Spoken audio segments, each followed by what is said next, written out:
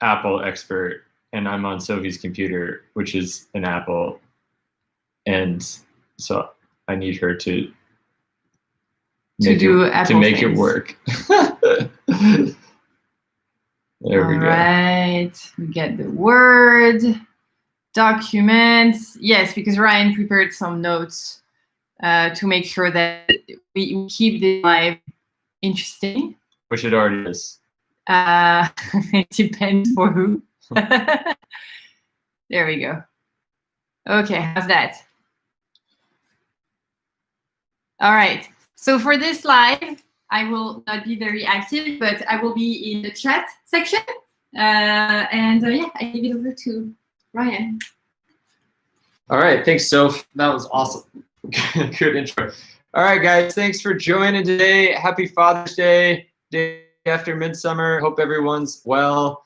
So we're gonna, as we mentioned yesterday, we're gonna start a series of live technical videos to kind of talk about the things that we've put in some of our other technical videos, but we know that many of you have questions about. So it's a new format for us that we're gonna try. We're gonna try a few different things over the weeks. So some things may work, some things may not, and we're really looking forward to your feedback on how these go and what you think we might be able to do better here in the future. Like be on time and have our cameras working. We'll get that right next week. So for this week's technical live session, we are going to talk about buying your first cruising boat, and specifically about the experience that we had and what we learned from that, and how hopefully that can apply to you as you're going out and maybe buying your first cruising boat or your first liveaboard boat, and well, sharing that knowledge. So Sophie's going to moderate all of the questions, and we'll be throwing them out when she thinks that the time's right. I'm not going to look at the questions so much, but my outline here. So I think that also what we're going to do is that you have some things that you want to talk about. And after that, we always hang out for as long as you guys think it's fun. So if we have more questions or even maybe off-topic questions, we'll keep them for after your little. Yeah, exactly. So again, so we're not going to get into like technical bits of water makers and batteries, just focus on the boat, which we'll talk about those things in a higher level. So I think it's probably important to note that this is just going to be based on our experience. We're not boat buyer and selling experts.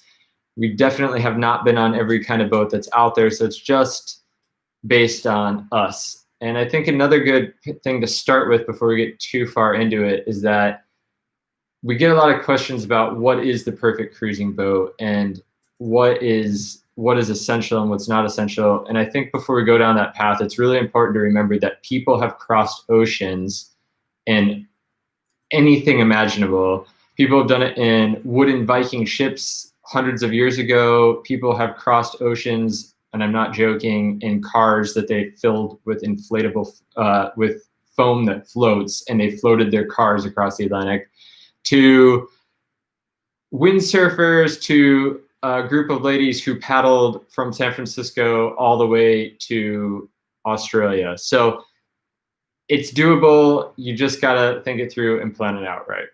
So we'll start with our experience. When Sophie and I got this crazy idea to sail around the world, this is 4 years ago, we immediately jumped into, we need a boat. So what are we gonna need? And the first thing you obviously do is go to a boat show. And that's what we did. We went to our first boat show here in Stockholm before we had even gone to our first sailing class. So we actually knew nothing. I thought I knew something. I went online to the forums, I read a bunch of books. Like, this is what I think we need, honey. We're gonna buy a new boat. We're gonna go to the boat show, we're gonna buy a new boat, and it's gonna be our boat. There's gonna be no problems with it because it's gonna be brand new. And yeah, so we went to the boat show. It's actually the on-water boat show outside of Stockholm here. And we met with a dealer of the Jeannot line, which we thought was going to be our boat. There was no reason for that other than we liked the sales guy and we thought the boat looked nice. And he sat down with us. He's like, okay, so what do you want on the boat? He was rolling off all these terms. Do you want a self-tacking jib? I had no idea what a self-tacking jib was. So we were like, yeah, we'll take that. Do you want a code 0? And we said, well, how much is that? And he told us, and we're like, no, we don't want that. We don't even know what it is. So that was really our process. So we went through all that, and then we got the final quotation. I think it was about $180,000 at the time with the exchange rate. So it was maybe manageable for us. It was going to stretch our budget. It was about a 37-foot boat, and yeah, that was kind of where we were focused. Like, we're going to buy this 37-foot Jeannot and with a self-tacking jib that we don't even know what it is, and that's what we're going to do. So we then spent a few months thinking about it, trying to figure out how financially it would work, and in the meantime, we set off to Gibraltar to take sailing lessons. And for us, that was our first experience of getting on a boat and actually playing with the different options that you could have on the boat, the different style of winches, the sails, how the interior was going to look, how we would function. So we weren't just learning to sail, we were trying to figure out what was nice for us.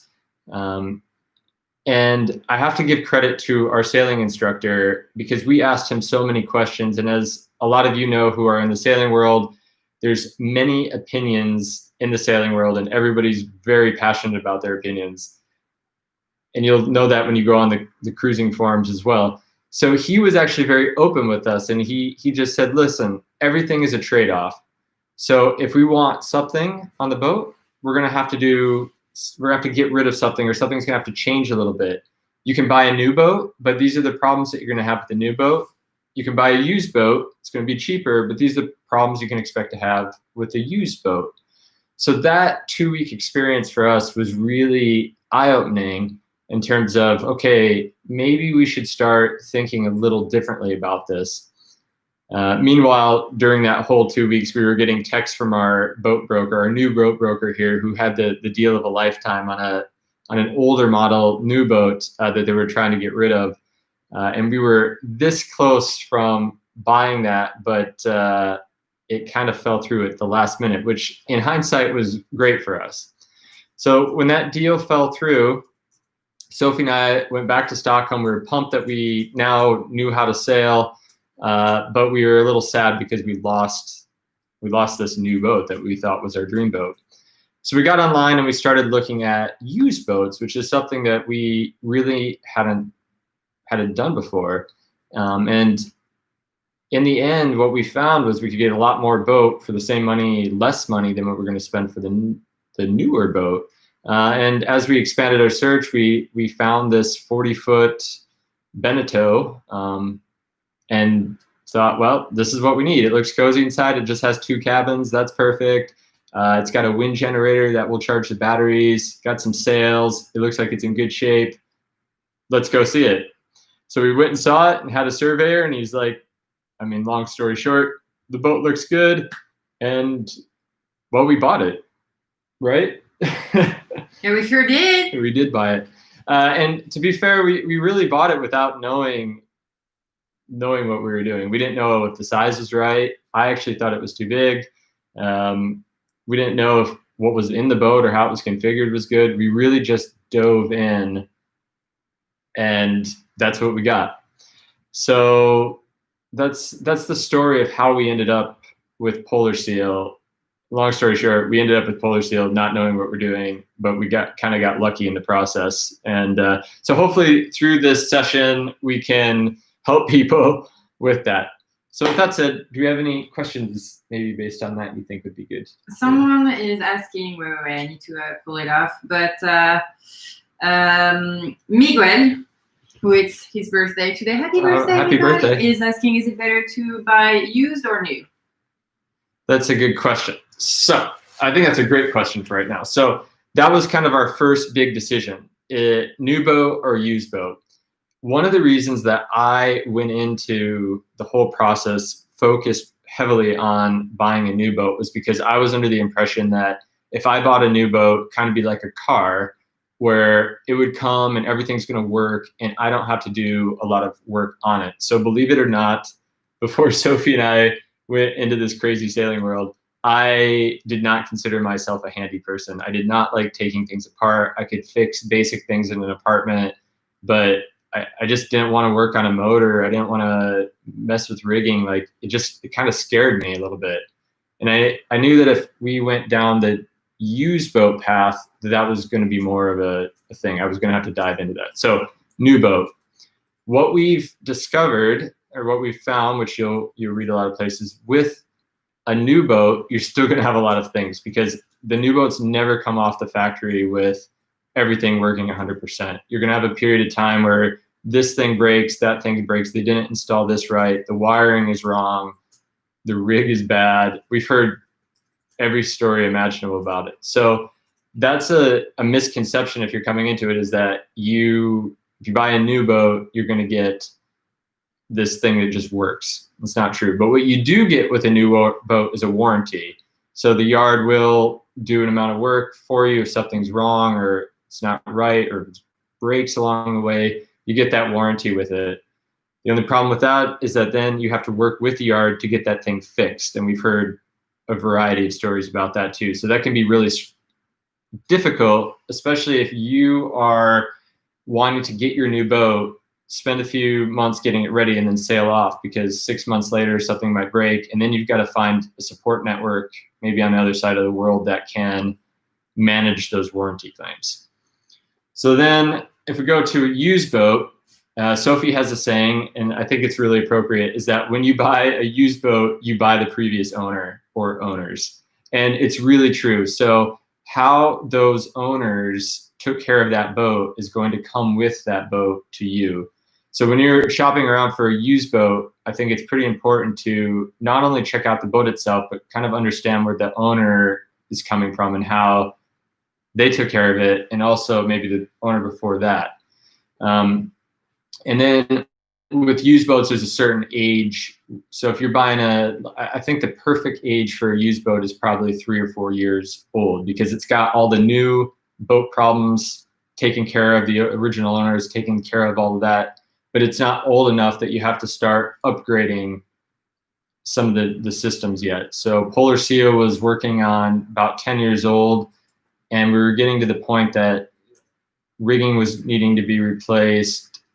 Some of the systems are starting to get a little aged, so we're having to, and so once you get to 10 or 15, 20 years, you know that you have a lot of big expenses coming in the kind of upkeep of the boat. So that's kind of the new versus old view, at least how I look at it, and maybe how you can think of it when you're exploring those options. Anything else, or should I?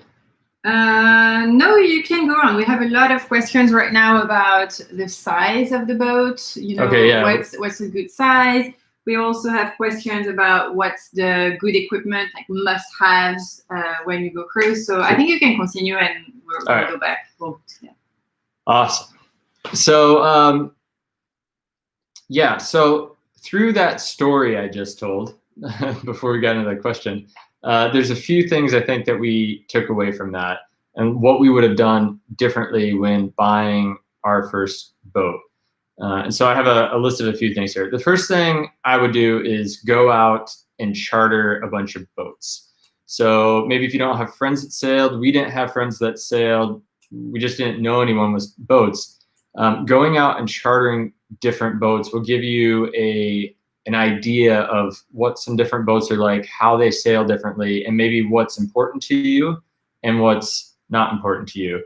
That's a really big takeaway here, is that everybody's got different goals, everybody's got different comfort levels or personal needs. And so a boat for someone like Sophie and I may be completely wrong for someone else who's listening to this video, and you have to discover what those needs are. So chartering a boat is a good way to figure that out. The other way is to sail with others. So if you have other sailing friends out there or acquaintances, or you can go with other groups, 59 North, our friend Andy Schell, that's a good example. You can go get some offshore experience and also experience what a really good blue water boat is like. So sailing with others. And then talking to different people. You're taking the first step today on this live, so you get my opinion on it, but I encourage you just don't to take my opinion, go out and talk to other people. But with that, be really careful about going on the forums. So I spent a ton of time on the forums. I still spend a ton of time on the forums, but I would say 60 to 70% of the comments on the forums are from people that don't really have the experience to be commenting on it. It's just what they think without having that experience. So just read it, take it in, but make sure you take it in with a grain of salt. Yes, John Lewis actually asked, woohoo, his plan is to train in a boat and then buy one. And he wanted to know if you could suggest how to get that training. And I think that, yeah. Yeah, that's exactly it. So if you could maybe go to a couple different sailing schools that have different boats. The only problem with the charter market and the sailing schools is they all generally use newer production boats. And I'm not saying that's a bad thing, but you're going to get a lot of exposure to newer production boats using that method. If you go with some friends that maybe have some older boats, or just walk around a marina and see if anybody will take you out for a day, it's a good way to make friends, and it's a good way to experience some other boats and get away from the newer production boats and maybe see what an older boat is like that's constructed a lot differently. So that's a big suggestion there. Just looking at my notes here. I think the last point on that, which was what we learned, is that through the process, because we were really trying to find the perfect boat for us, and I think there's a lot of people out there trying to find the perfect boat for them, but it doesn't exist. There is not a perfect boat. There's a day we're out sailing and it's like, oh, I really wish this boat didn't do that.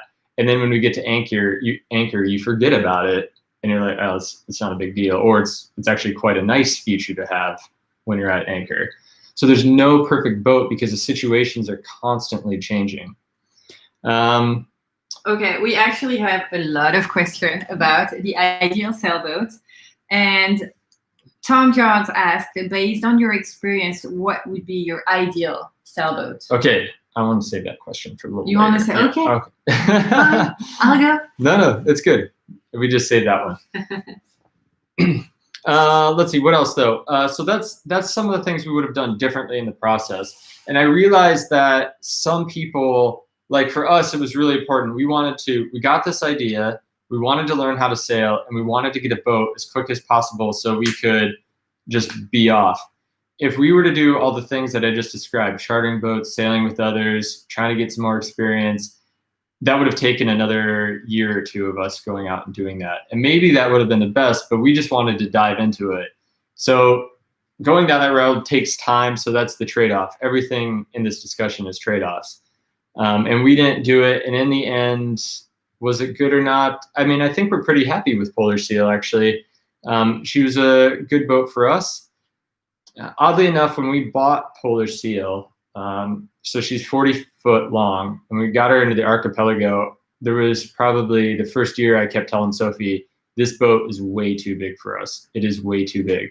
And in the archipelago, she was one of the biggest boats that we would see out there. Most of the boats in the Stockholm archipelago. She was the yacht of Stockholm's archipelago. Yeah, there was a few bigger, but not many. So maybe between 30 and 36 feet are the common size that you see. So 40 was quite big. And then once we left Stockholm and started getting closer to the Atlantic, the boats got bigger and bigger and bigger, and we got more confident with the boat. So we were kind of growing into the boat as we went along. And I would say now we fit into Polar Seal. We're comfortable handling her, we're comfortable sailing her, and we're comfortable living in her. But now it could even be that we are almost outgrowing her. So that, like, our needs for the boat have changed throughout time as we've gone through this process too, which is important to keep in mind. So maybe if your project has you staying in a place for a while and learning how to sail and getting comfortable with sailing, maybe a smaller boat or a boat that's more appropriate for those waters is good then, and then upgrading the boat or changing the boat as your project moves along. And there's a lot of benefits to that, and there's a lot of downsides. It's expensive. It's expensive to do that, right? But you get a lot of experience, and you get to try some new boats, and you also get to see what works. So again, upsides and downsides to everything. Okay, so we have a lot of questions about size. So 32 foot or 44. We also have 35 foot or 65. So let's talk a little bit about size. Yeah. So size is a really good question because that's going to be the first thing. And obviously budget is going to dictate the size first off. So when budgeting for the boat, I think is a good time to talk about that. Remember that I think there's some good numbers and ratios out there, and we found that they're pretty close to what the industry ratio lingo is. So for the boat you buy, you can plan about 1 to 2% for insurance payment if you want to have your boat insured. It's 1 to 2% of the hull value.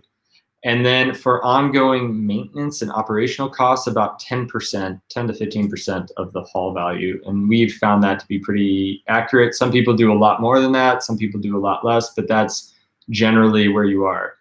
If it's your first boat, then they're also going to have a bunch of added expenses with regards to just like things that you need. So I think every time I went out to Polar Seal the first year, I stopped at the hardware store and bought a new tool or like a series of new tools. And I really wasn't planning on that.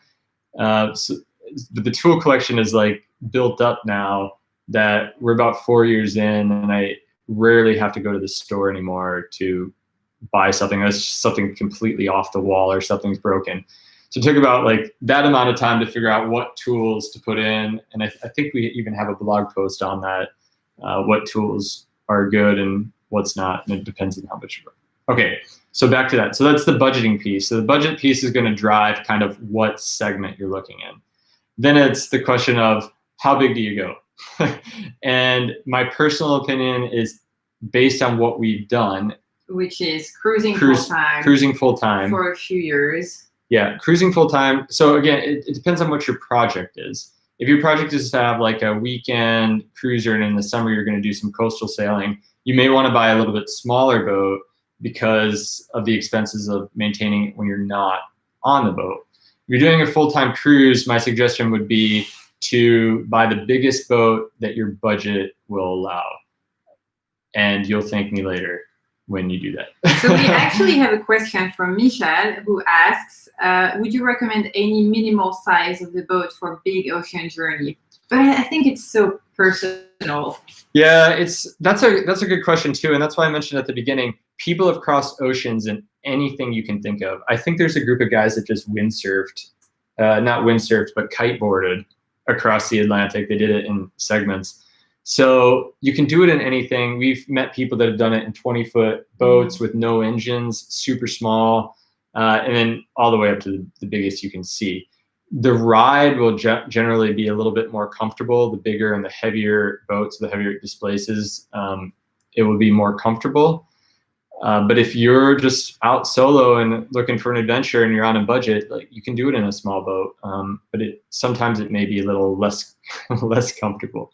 So on the size part of things, I would suggest going as big as your budget can afford, but really understand what that budget is and use those ratios that I described to plan that out, and don't stretch that because you'll feel it. Yeah, and I'm going to pop in here and add something, and it's both your budget when you purchase your boat, but also your budget for maintaining the boat, because a bigger boat, especially the older ones, are a little more expensive to maintain. Yeah. I'm back. No, it's good. That's that trade-off. So that older boat might be a little less when you first buy it, but a little bit higher maintenance cost, but you can still use that 10 to 15% ratio, I think, when looking for that. So that's the size piece. Then the next piece is, well, what kind of boat do I want? Do I want are you going into monohulls or catamaran? Yeah, exactly. Are you going to do a monohull or are you going to do a catamaran? And we actually had this discussion when we first were looking at boats. Should we buy a catamaran? But I think when we got the idea, we're like, well, we have to do it in a sailboat. Like, we're sailing. Like, everybody goes in a monohull. But definitely people are transitioning over to catamarans more. The biggest driver for us initially with that monohull catamaran debate was price. So the cost of catamarans, even used ones, unless they're really old, are just way out. They were way outside of our budget. So we didn't go down the catamaran line. I think we have a new view of catamarans, which we can talk about later. But it's up to you. But that's the next piece. So a catamaran. Then we decided we'll go back to catamarans in a little bit, but we went on the monohull side. So the next question is, what what kind of monohull we're going to get. We're going to get a center cockpit monohull, or we're going to get just an aft cockpit. What's the interior going to be like? We don't know. And so after 10,000 miles of sailing, I actually kind of like the center cockpit designs. They have really big aft berths inside, but they also create a nice, safe environment while you're underway. But it's a trade-off. So while you're at the dock or at anchor, that closed center cockpit creates an environment that can sometimes be hard to entertain a lot of guests. And that leads to a really good point that you are going to be at anchor or in a marina a lot more than you think. So you get the idea to go out sailing, you think you're going to be sailing every day. It's just not what we have experienced. Now maybe you will do that, but we haven't experienced that. We're going to be at anchor a lot more. And so maybe plan your thinking around that a bit. Yeah, what's our ratio typically? I'd say like 6 or 7 days on anchor for a full day of sailing. Yeah. But that depends. This year, that got all messed up with COVID. So we were on anchor a lot. We actually have some really good questions. Okay. I'm going to hop in. Ricardo wanted to know if, what about a 40-foot monohull versus a 40-foot much older catamaran for the same money? That is a great question. That's a good question. Yeah, so Sophie and I have actually looked at this while we've been out, looking at other people's boats, other people's catamarans and monohulls. And we have kind of determined that the space that you get for a 40-foot monohull is probably equivalent, if not more, than what you're going to get on a catamaran, just because how they're designed and how different aspects of the boat is. So we told ourselves that the only way we would actually go to a catamaran would be to go to a much bigger one, so like maybe 43 to 45 foot, because we just didn't feel like the space that we would get from that catamaran would justify us going there. Now, there's other things that can play into it, which could be the lack of healing. So maybe some people really hate healing. I do not like healing. And so maybe that piece of it's just worth it enough that that older 40-foot catamaran is worth it. So that's just something you have to decide that, well, it's an older catamaran, but we really hate healing and it's just going to be better for us. So, but the way we've thought of it is the space that you get from it it doesn't justify it for us right now. We get some really good questions from Kim. It's a really good one. I would like to know if you would go for a smaller, newer boat or an older, bigger boat with what we know now. Yeah, I would go for an older, bigger boat. And I say that, this is just a personal opinion. I think that older boats, and I'm not talking about super old, I'm talking about like up to 10 years old, were designed more with cruisers in mind. So as you start looking at those older boats, you'll start seeing a lot of differences from the newer production boats. And I'm not saying the newer production boats are bad or bad quality. That's not what I'm saying. But they're designed for a different market segment. So today's newer production boats are more designed for the charter markets or the week or weekend cruisers versus the full-time liveaboards. And it's just how I view it. So for what we're doing, the older, larger boat would be right up our alley, and it would be designed more for what we need. Okay, here's a very interesting question from Sailist. What's your opinion on beamy boats that are popular now, but were less common earlier, and so in older boats? Yeah. It's a good question. Yeah. You guys have awesome questions. Ryan needs to read his notes to find. Because I want to decide if I want to answer this right now or not. Let me do some takeaway lessons first. I know this is a little kimbobbled right now. So through my whole story of us finding our boat, some lessons that I want to just like throw out there and take away, then I'm going to answer the question. So as I said, you're going to spend more time in a marina and on anchor than you think. So you should plan with that in mind. And you may tell yourself, no, we're not. No, we're not. Okay. That's what we said too. And that was my thinking. No, we're going to be out sailing. We're going to be like months at sea, and we're going to stop for a few days and months at sea. It's just not how we did it. So that's the first thing.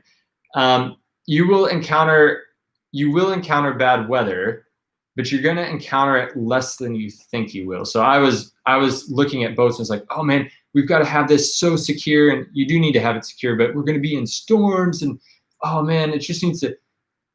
We're not like ocean racers. I'm not sailing in storms. No, we're not ocean racers. We're looking at the weather, and if it looks crappy, we're not going anywhere. So we've been in bad weather. We've pushed our limits a bit, but that's something to keep in mind as you're thinking through it. Your sailboat's going to be your home, so it needs to also be comfortable. So while you're looking at it, you can tell yourself this boat's going to sail great, but if you don't feel comfortable yourself in it, it's not going to work long term. So keep that in mind while you're going through it. The boat is your home. It's also probably worth mentioning, I had somebody tell me this when we had our boat the first year and I was questioning a few things. They told me, Ryan, the boat can take a lot more than you can take. You will break before your boat breaks. And that always stayed with me, and it's been true so far. So that's with the production Benneteau boat. It is true. And on that note, the boat, while it won't break and sink, it will break. So be prepared for that. Things will break when it's not convenient for you. And think about that when you're thinking about all the options that are in and how easy it is to access certain things and whatnot. Another lesson we've learned through the years is that you will have a lot less visitors than you think you will have. So we bought the boat and we're like, well, maybe we should have a 3-cabin boat because we're going to have some people visiting and we need that space for them, or we need to keep the V-berth really picked up because people are going to come, and it just hasn't worked out that way. We do know people that have had more visitors than others. We don't have a lot of visitors. Maybe it's because we smell, or I tell you to wear deodorant, but you never seem to listen to me. It doesn't, yeah. So I don't know why we don't get visitors. But you're gonna have a lot less than you think. All your friends are gonna be like, you bought a boat, I'm coming to visit, and they won't. Or it will be years before they do. So keep that in mind also. Yeah. Kim. No. I need to answer the last question. Oh, okay. So the beamy boat thing. So no other question. The beamy boat. The beamy boat question. Okay. Then we'll go back to yes, Kim. A lot of boats are becoming beamy. In fact, we were just on the new Halberassi 40 point something, the new 40-foot Halberassi. And it's super wide. It's way wider than our boat.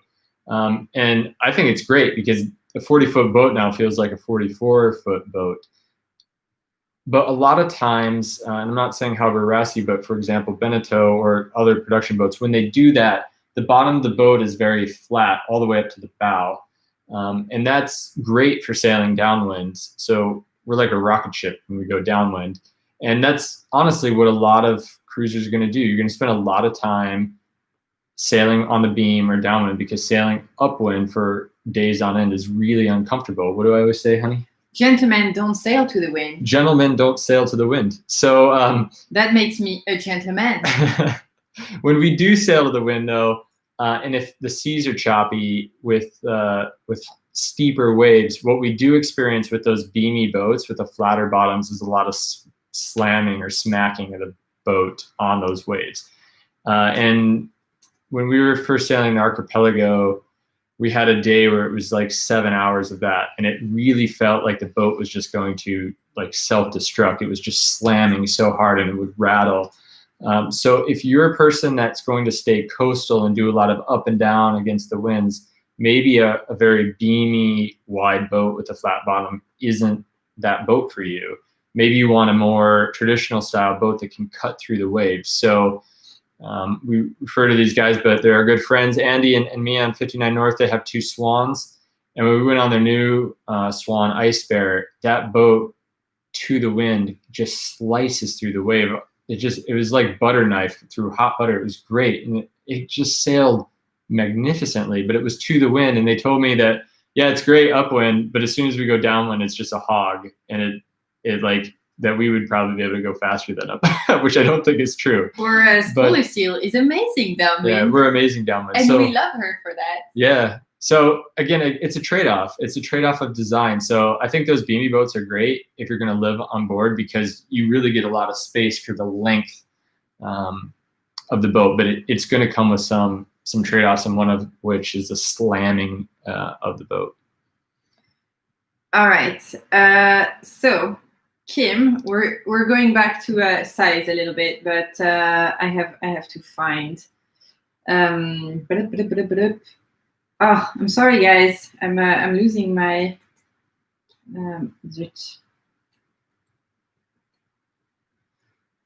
Beamy boats.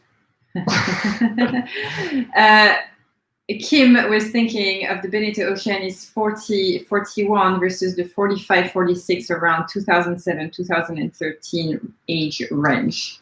That's a specific question. I think they're all great. So I would go big, but that is my personal opinion. I would say that too. I would go big. Besides, I think that the 2007 on Benneteau's are actually pretty well built.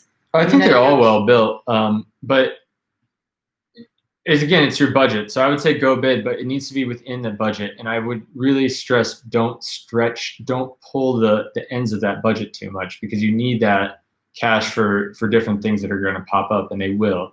So especially when you get over 12 meters. So you'll hear a lot of people talk about this like 12-meter mark or 40 foot. When you go above that mark, the expenses, especially in marinas, just exponentially go up.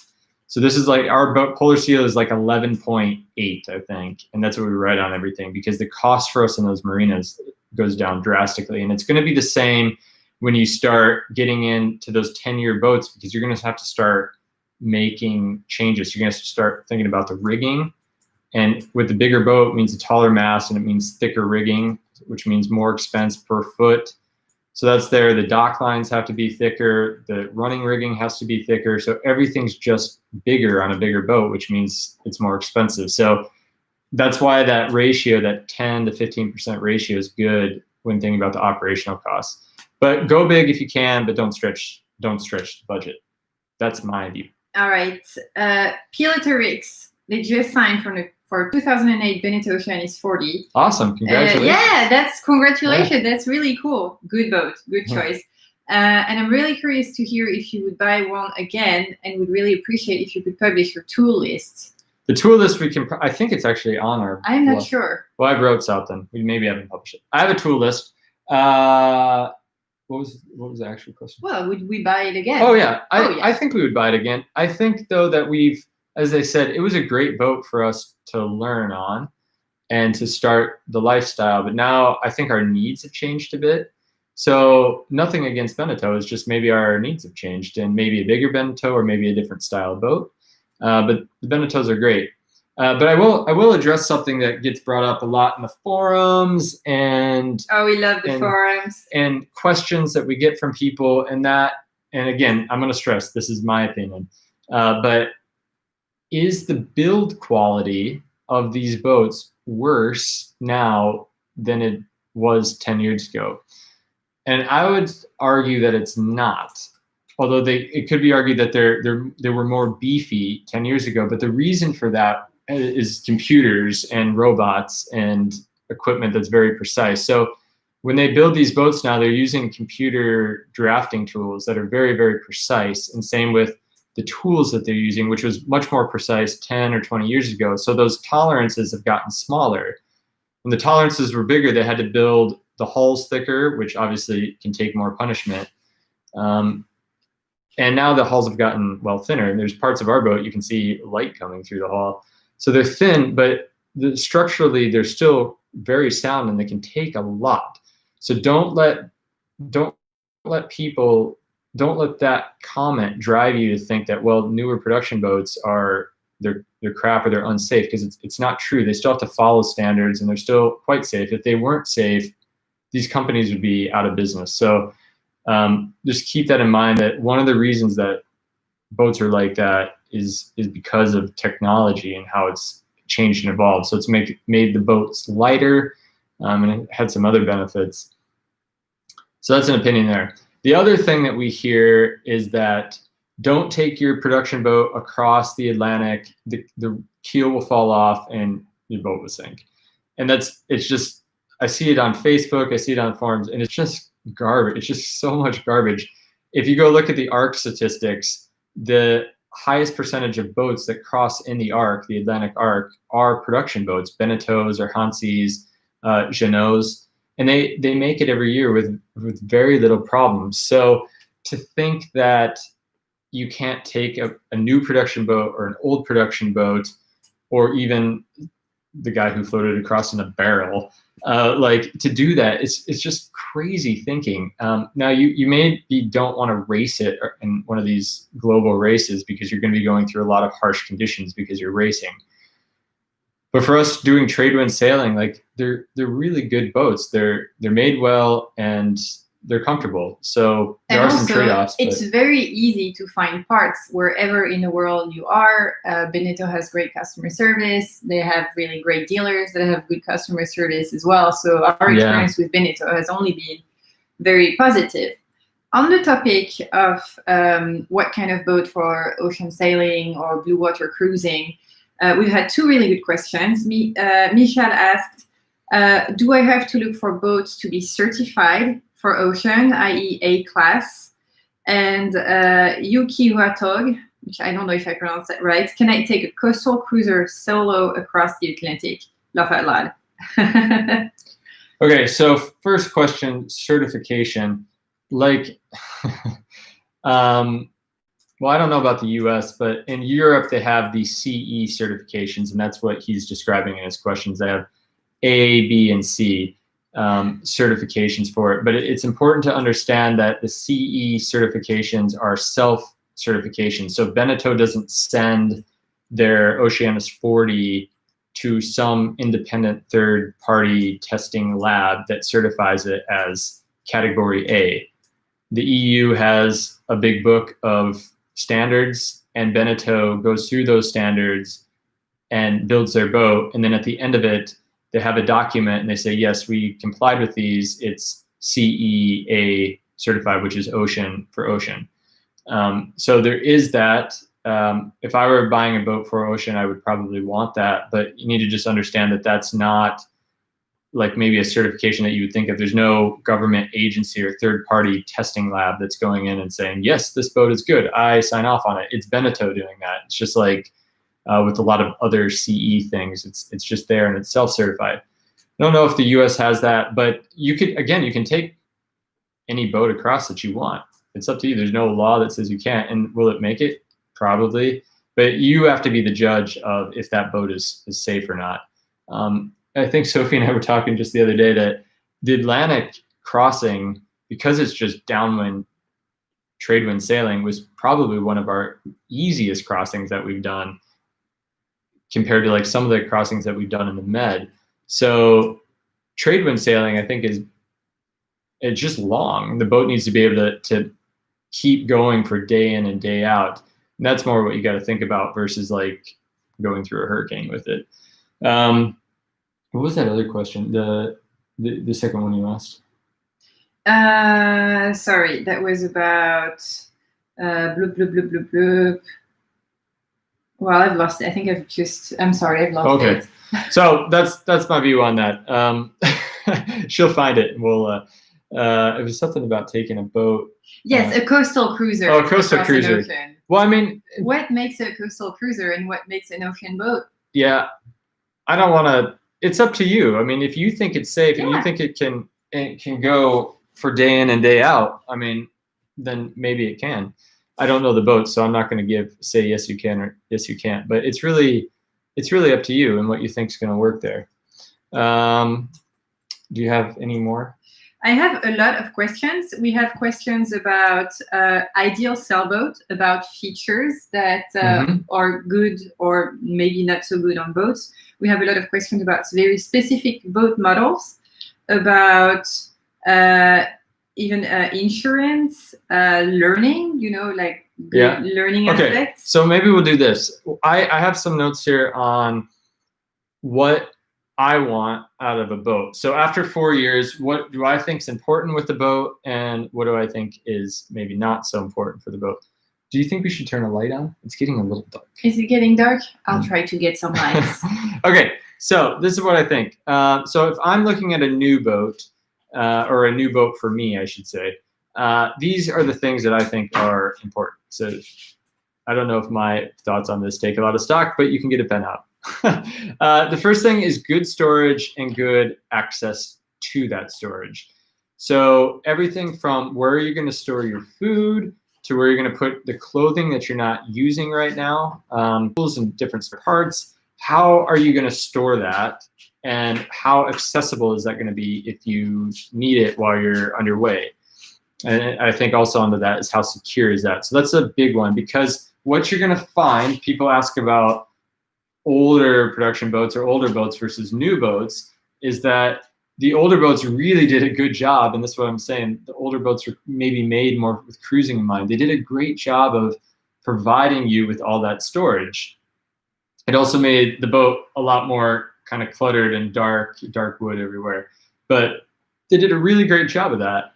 Newer boats, which are more built for the charter market or the week-long sail or the weekend sailor, they know that those people maybe don't need that storage. So the boats are a little bit more open. Maybe they have eliminated some of those storage spaces. So when you're looking at that, think about it. And again, it's a trade-off. Think about what kind of sailing that you're actually going to do, not what you're dreaming of doing, but you're actually going to do. And that could take a few years to figure out. So if you really are going to go do a circumnavigation, or you really want to go do an Atlantic circuit, and you're actually going to do that, you need to have a boat with a little bit more storage. If you're just going to stay local, maybe a few days sail, or just go out for the summers, maybe that boat with a little less storage is okay. So for me, that storage is one of the big things. The second thing is a safe cockpit while underway. And this was a big deal with Polar Seal when we first got Polar Seal. I really felt exposed in the back of that cockpit on Polar Seal, especially when we left the archipelago for the first time and went underway. You could really feel you really feel one with nature, because you're pretty close to the water and the waves start coming up.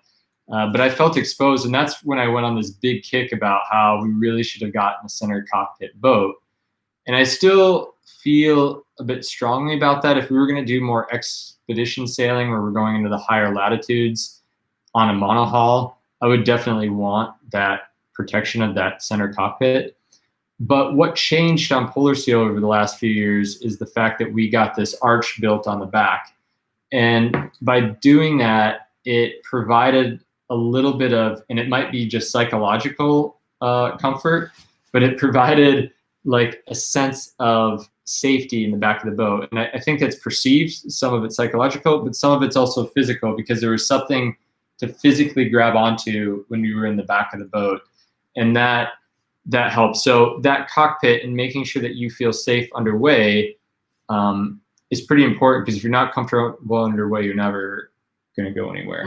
Simon's saying center cockpit for the win. However, we recently filled it bathtub time. Yeah, that's a problem with them. So another trade-off. If they fill up and the drain pipes are clogged, you got a bathtub. You get a bathtub or a hot tub or you can see it. You can see it as a positive.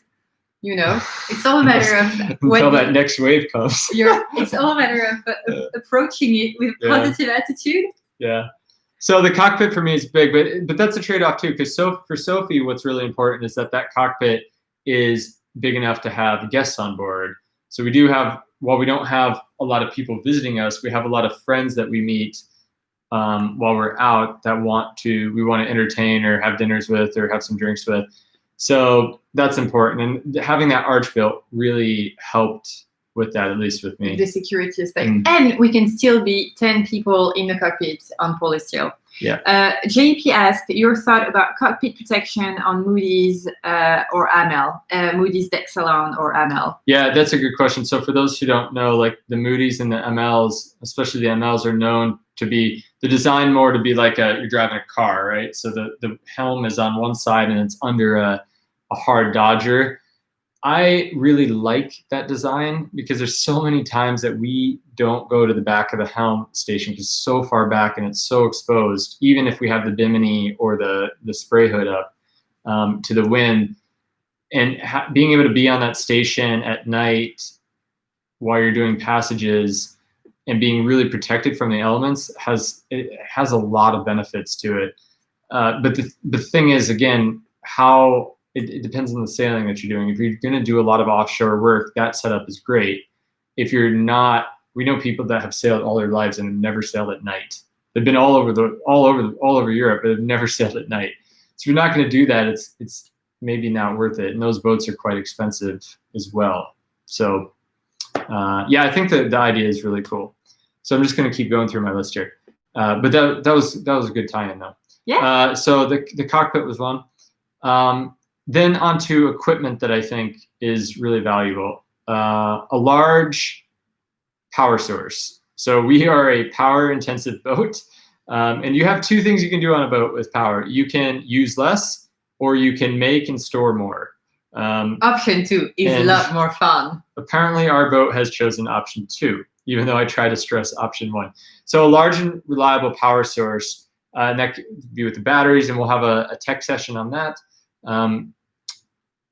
And with the charging systems, but also that is with how you get that energy on board. So one thing we noticed right away with Polar Seal, especially with the video editing and the working from the boat, is that we just did not have enough power outlets. How much did we have? I think we had 3 AC outlets to our inverter and no other. There was a cigarette lighter. And they were all on the same side of the boat. Yeah, so what we did was we actually installed some more AC power receptacles and then a bunch of USB plugs all over the boat just so we could charge smaller devices like our phones and smaller tablets and stuff. That worked really well. So that's a good thing to think about, is just power outlets. And maybe the boat that you find doesn't have those, but think about, can I install those? The good place to install them, and they're going to be easy to install. The next thing I have on the list is water maker. And for us, this totally changed our lives. And if you're thinking about using the boat to live aboard, I would really stress a water maker. Now, maybe it doesn't need to come with one, but as you're looking at the boat, think about if there's going to be room for you to put one, because if you don't have one, it's fine. You can still make do. People made do for years with it. You can do the same strategy. You can make more water or you can use less water, but having one really opens up your life, and you can do a lot of things, and you don't have to stress about finding docks where you can get water or paying for water, or is the water clean? Can I drink it? You don't have to worry about that. Water maker is important. And you can build your own and it won't be so expensive. We have a video. We have a video coming up on that. Okay, so we had a question about lithium from Dan, who asked, on your size boat, which is a 40-foot monohull, what would be overkill for lithium battery power? I want to answer nothing. Well, we'll get into more of that, I think, in the lithium video. But yeah, I actually kind of agree with that. Like 800 to a kilowatt of power, I think could do, but that's expensive. So maybe you don't have the cash for that. And in which case, we know people with 200 or 300 amp hours of power on board. Which and that's is fine too. What we did during our first year of cruising when we sailed between Stockholm and Gibraltar, and we made it work. Yeah. Obviously, Polar Seal is a lot more comfortable now that we have lithium on board and more solar panels. He feels like a house. But when we had a much smaller battery bank, we also made it work. Exactly. So, but just remember, the bigger the battery bank that you put onto your boat, it's just a tank. So you got to fill that tank at some point. So you're going to need a way to charge, and that's either going to be through a really big alternator. So if you have a kilowatt of power on board, you got to charge that up, or you have to have a lot of solar panels. And on a 40-foot boat, 1,000 amp hours might be way too much for that 40-foot boat to fill the tank. David Anderson is saying that you should have a good starter battery. Yes, that's true. Yes. You should do that. Correct statement. Okay, so the next thing, so that's the power source. Water maker, okay, and I'm not joking about this next one. Sorry, my phone's going bananas here. The next thing I would get, and I'm not joking, is a washing machine. And when we were first looking at boats, I was like adamant. We're not. Sophie's like, oh, we should find a washing machine. And I was like, no, we don't need it. I was getting so much crap for wanting a washing machine. Yeah. But if you're gonna live aboard and cruise, it doesn't have to be full time, but a lot of the time, like doing laundry is such a pain. Finding the place, like loading up the dinghy, going there, going back there, making It's sure a one-day project. currency to do it. Like some places you spend a ridiculous amount of money on it. So to have a washing machine on board, that would change our life drastically. So if there's like one big thing I could do to Polar Seal, it would be that. And I know it sounds just completely ridiculous and stupid, but that's honestly, because you thought it was ridiculous and stupid, but it is not. It saves you so much time and so much hassle when you cruise, and everything takes so much more time when you live on a boat. And you know, spending one day just doing the laundry is not very fun. Plus, it costs a lot of money. We have about, like, I don't know, I would say 100 euros per month in laundry budget. Yeah, it's a lot. Well, we do a lot of laundry too, but anyway, so washing machine. Then on that, another thing is good ventilation and airflow. So we sleep in the back berth of our boat, and it has just, the reason we do it is because the berth is really big, and the V berth on our boat's quite small. So we prefer to sleep in the back, but the ventilation and the airflow back there is just horrible. So it's something to think about while you're looking at the boats, how you're going to get air in, how it's going to be moving. But if you're in the trade wind zones, there's always going to be a breeze, so there will be air moving through there. AC would be nice. Yeah, not on our boat. I haven't bent that far yet. Okay, another wish list for my boat, and this is like completely impossible, but it's something to think about, is easy access to hoses and wiring. Because as much as you think you're not going to do work on your boat, you will, and running wires or hoses is the worst job. It's worse than fixing the toilet on the boat. And unfortunately, most boats don't have that access. So a lot of production boats, they're made with a sandwich methodology. They sandwich the two pieces together, and then the top and the bottom are put together and glued. But then also the bottom section is made of two sections. Before they glue that together, they'll run some piping and conduit in there. And it just makes it really hard because you can't always access the different areas of the boat. And so something gets stuck or you can't see where it's getting caught on. And it's a big thing. Other boat designers do it a little differently, and they make, like the Amels and Moody's we were talking about, make it a little bit easier. But if you get on a boat and see that it's jammed with wires everywhere, just think about it. I'm not saying it's bad, but that's something on my wish list, is that a boat would have easy access to that. Something on Sophie's list for the next boat is a big galley. And I think today we have a big galley. We do. But that's still on the list. But something that was a trade-off with Polar Seal was, because we had the 2-cabin version, which, by the way, we love, was that galley was tucked back a little bit. And it created a little bit more room for the galley, but what it also does is make the galley secure while underway. And I know we say you sail a lot less than you think, but there are days where we're really glad that we have that. But normally what I try to do is to have the meal prepared before we go sail, so that I don't have to cook that much. Now, in the fact, I always cook when we're on the way because I just like doing that. But even if you did not have that secure of a galley, you could organize yourself to not have to cook when you're on the way in tougher conditions.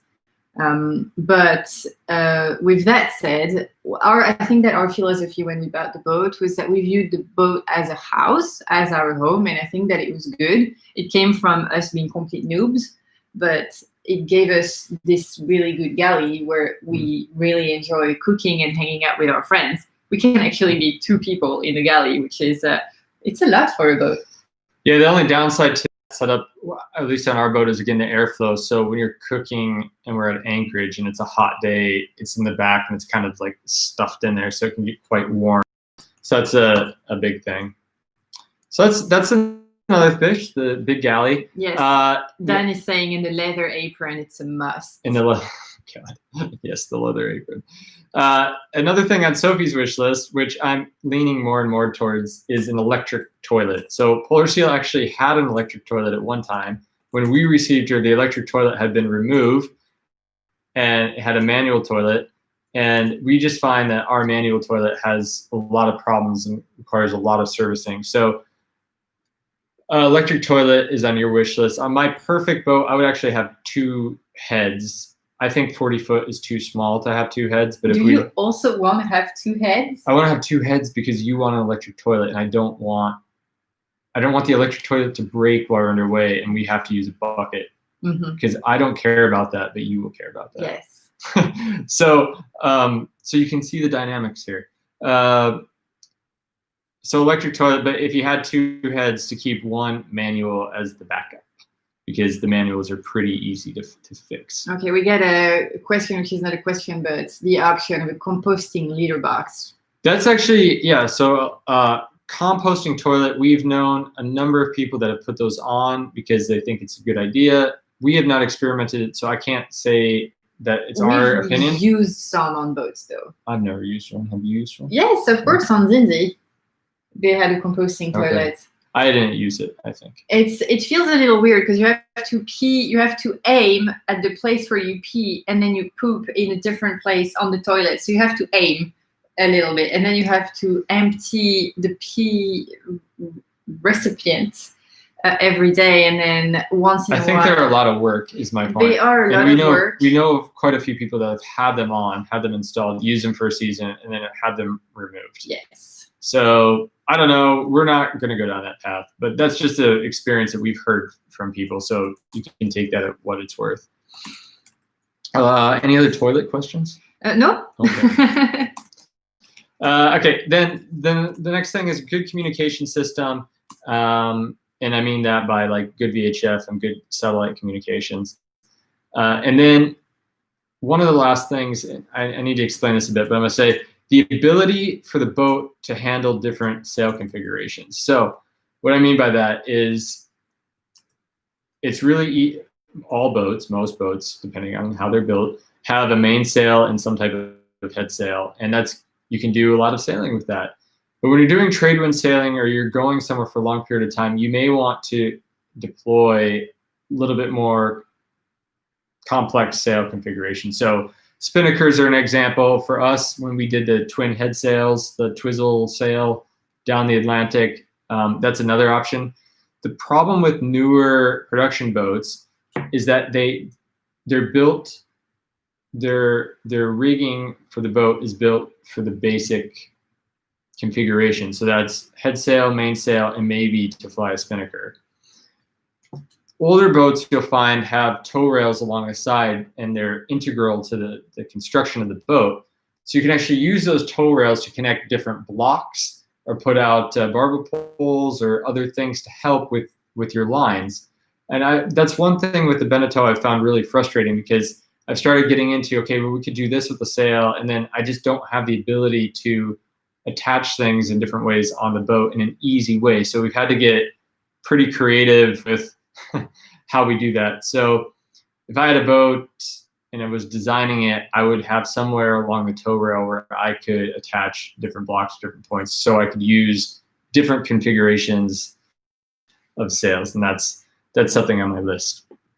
The last thing, which is just a wish, and again, there's no perfect boat, is one thing I think Sophie and I both would love is have the ability to stand watch and be at the helm or be at the control of the boat without being exposed to the elements. So an example of that was what somebody asked regarding the Amels or the Moody's, or even with catamarans. When you're inside, you're able to stand watch at the helm with all the controls in front of you and be out of the elements. And there's other boats you can do that from inside. Anything with a pilot house. Yeah, pilot house or dog house.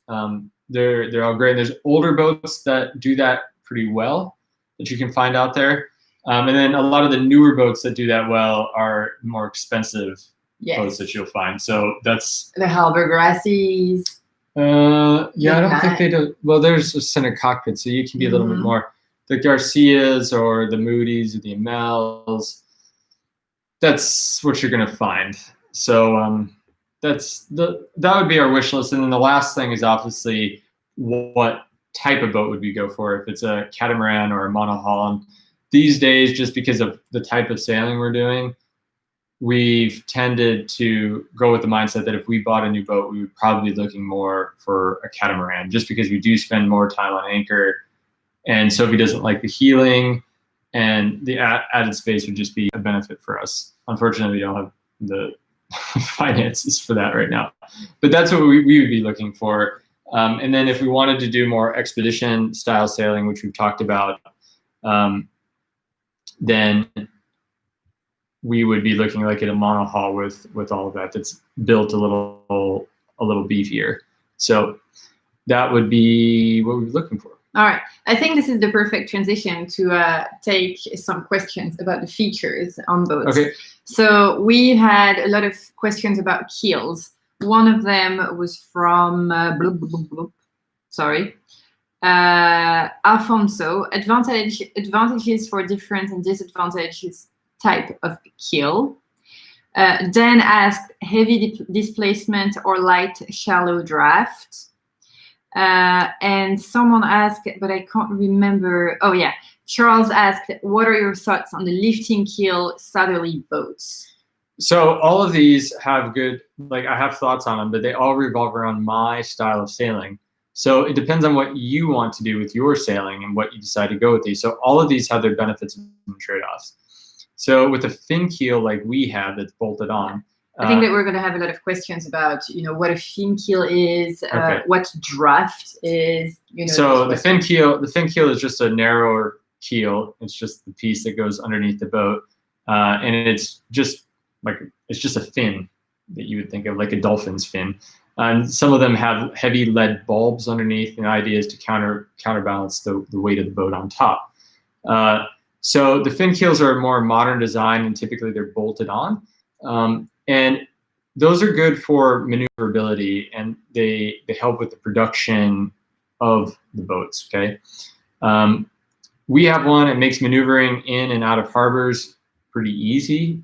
But what happens is when you're underway, the keel design, like for instance, Ice Bear has a full keel under the boat. It just slices through the water.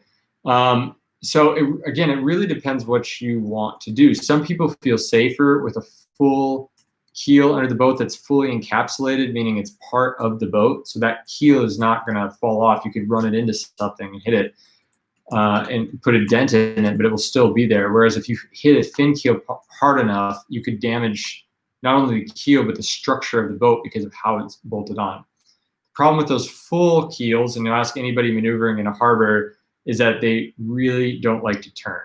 So if you're trying to turn in tight places, they don't do that well. So that's a drawback to it.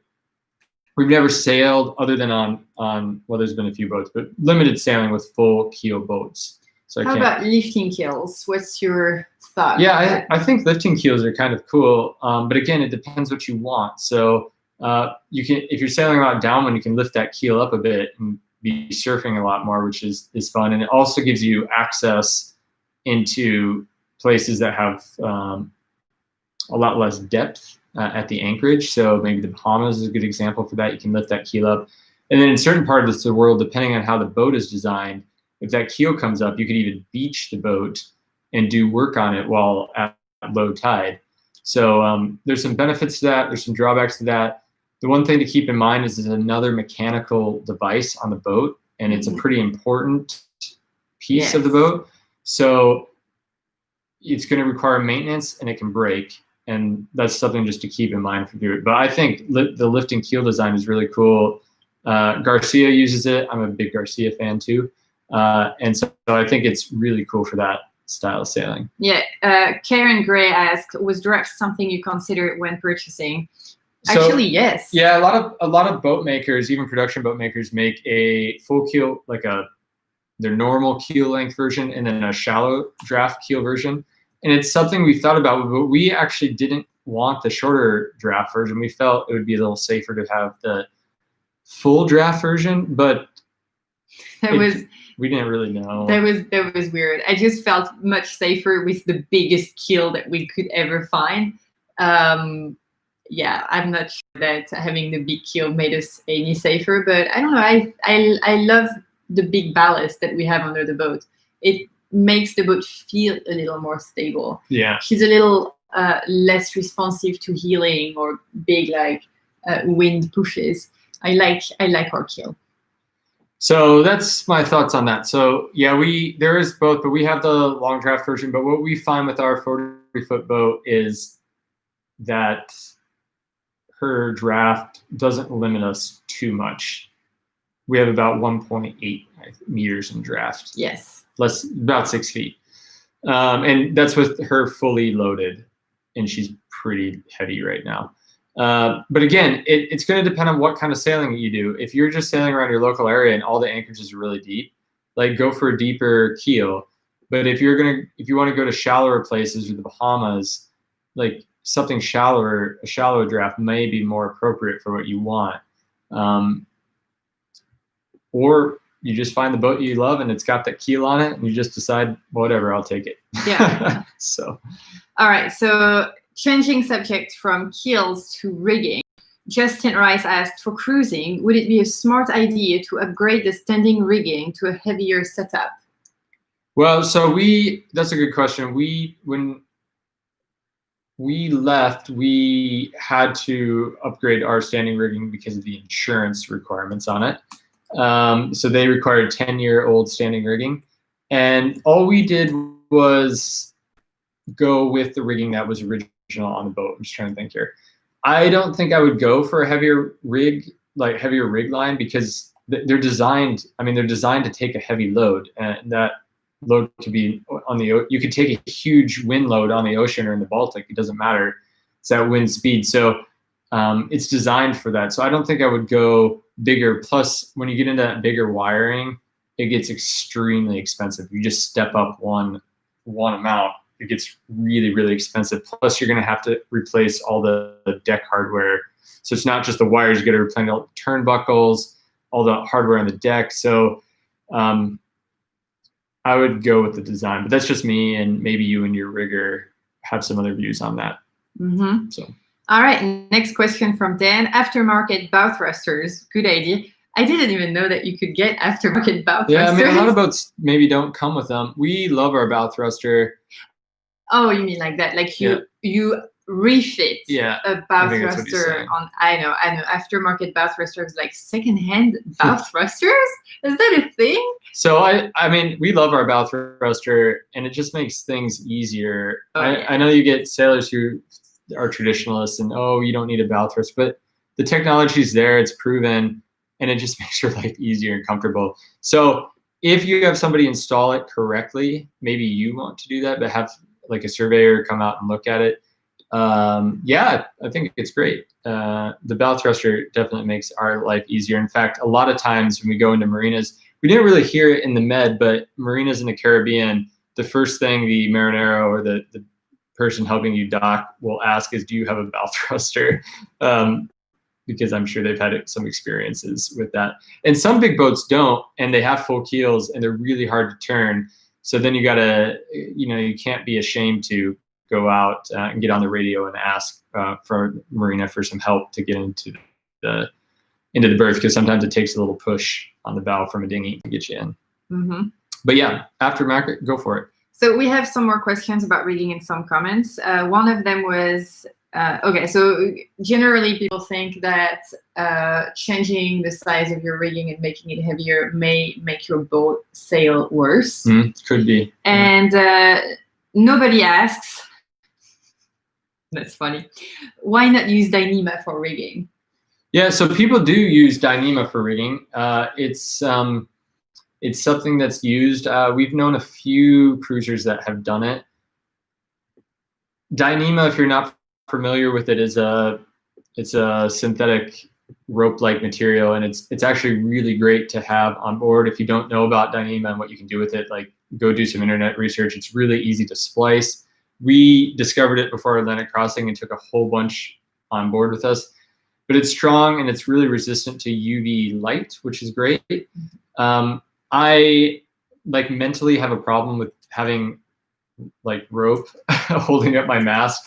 I'd just be like super afraid something just slices it and the whole thing comes down. So I'm not a huge fan of it, but it's definitely can be used, and people do use it, and it's extremely strong for the size that it is. So yeah, if you think that's your thing, it's definitely doable, and people do it. All right, more question about features, and I think that then we can move on to boat models and ideal sailboats, and we also have some questions about insurance. What do we think about electric winches?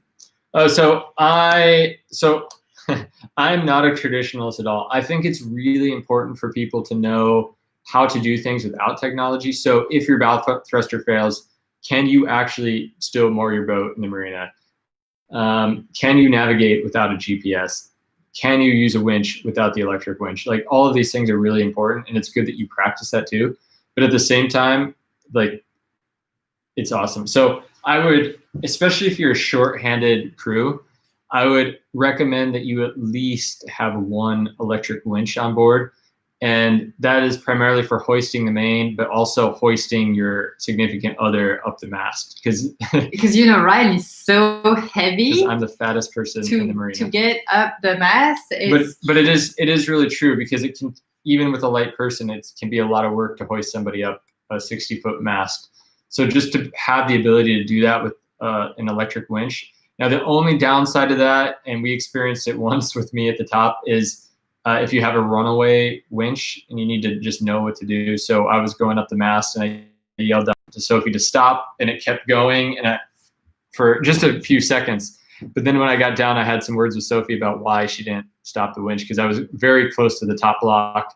And she said, no, I did, but the button was stuck. And it was good that you figured that out, because it was before a crossing. And I realized the buttons were getting old, so we had to do some maintenance so they wouldn't stick. But I think one electric winch is good. If you want to do them all, go for it. So yes, Mike, when you have an electric winch, you can still absolutely use it the traditional way with a winch. Yeah, you can. We find that it's a bit hard, sometimes a bit hard to, like, because you have to disengage the electric motor, which requires you to, like, push down with the winch handle.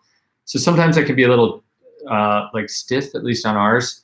But yeah, you can still use it in a manual mode. Absolutely. Mm-hmm. Mm-hmm. That's a good question. Meryl asks if you find that we had to climb the mast more than we thought, and if we would prefer to have foot ladders on the mast. So, yeah, good question too. We have not climbed. I think we've climbed the mast about as much as I have envisioned we would climb it, although I didn't want to climb it in the middle of the Atlantic. That was a bonus. I would say mast steps. I think that if we were going to go to more, well, I mean, it wouldn't change anything. I would. Northern latitude. No, I wouldn't. I think mast steps would be good to have. I think if we were going to design our own boat, I would put them on. But with that said, our friend Marky Warren there in Spain has mast steps on his boat, and I watched him climb his mast steps. Now, granted, maybe Marky, I love Marky to death, but he smokes a lot. So I think he got up about 2/3 the way and was like, you know what, I can't do this. And he came back down, and then we hoisted him up. So I think you're still going to be tied in. But yeah, I mean, if all hell's breaking loose, it's probably good to have some steps. At the very least, we have steps up to above the sail, which is really helpful. So if we need to get high up on the mast to do something with the sail when it's all the way down, because it's quite high, those steps help. And then having a couple steps at the very top of the mast. So when you go up there, you can put your feet and kind of stand up and take the pressure off of your legs from the harness. That would be very useful too. So if you didn't want to do mast steps all the way, you could do some at the bottom and then some at the top. And I know there's a number of boats out there that have that. So I would do that, yes.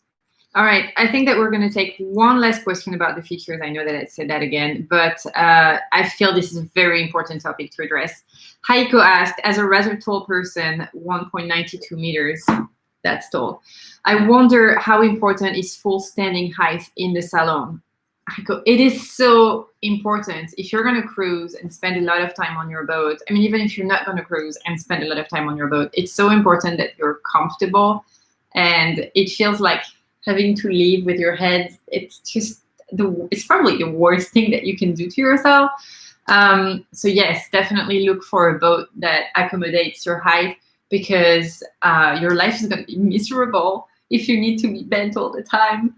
So yeah, I would agree with that, and it could be hard to find that boat, but I think the newer boats would suit you probably better than the older boats. Yeah, and even we have a couple of friends, who bought a Dynamic. He's French and she's Canadian. Dynamic, and he's 2 meters tall. And they bought a Dynamic that has enough space for him to live. I think it's pretty important, because you want to be comfortable down below. So take your time and find that. That's going to be a interesting challenge. Let us know how that goes. But yeah, it's important. All right, what do you say? Should we go into the ideal sailboats? What would be our ideal sailboat? With knowing now what is what this question related to the brand name? Yes, I think that we should go there, guys. We should start talking about actual boats that we really like, and maybe boats that you also really like, because I think there are so many boats out there on the market, and sometimes it's fun talking to people about them because you learn about new boats that you didn't know. I think it's interesting. So let's go there. Okay, well, let's just be real. Okay, we can go into specifics, because people have been specific. So someone asked if we would consider Haldograssi. Absolutely, we would. All of these are going to be prefaced by if we had the money. Yes, exactly. So I'm not even going to say that anymore. If we had the money, Haldograssi, yes, I really like. I would say when we started sailing, I know Haldograssi is like the iconic sailing boat, but I really don't like how their older boats look. I think they look they look old and boring. But their new boats that they're coming out with, the more modern design, I really like, and I love how they're using the space inside.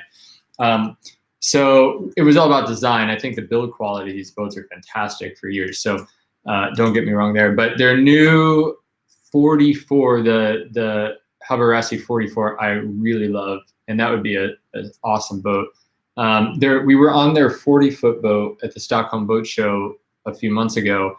And that boat is also really cool. In fact, they use the same cockpit mold for the 40 as they do for the 44-foot.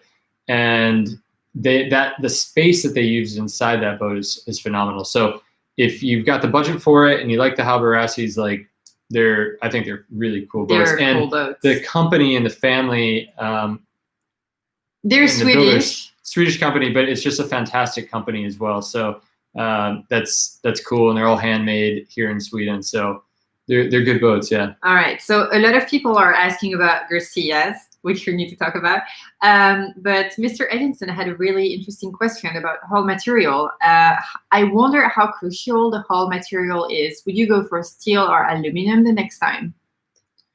This is going to get into the Garcia question. So first off, boats can be made out of a lot of material, as you know: wood, aluminum, concrete, aluminium, steel, concrete. We actually know somebody with concrete boat, and then fiberglass, which is what makes the boats cheap. I don't think I'd consider a steel boat. We saw a few steel boats in the Med that were not in great shape. I'm not saying they can't be in good shape, but they weren't.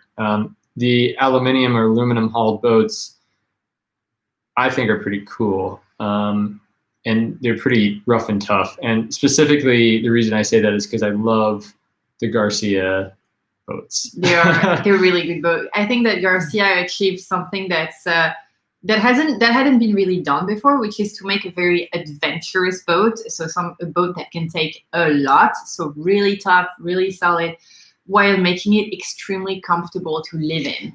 Yeah, I think that's you hit that right on the head there, Sophie. It was that their new exploration line, they took a boat. They've been building aluminum hull boats for years, and expedition boats, and they made it a really nice boat to be in.